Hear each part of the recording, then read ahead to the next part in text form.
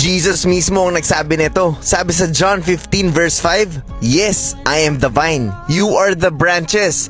Those who remain in me and I in them will produce much fruit.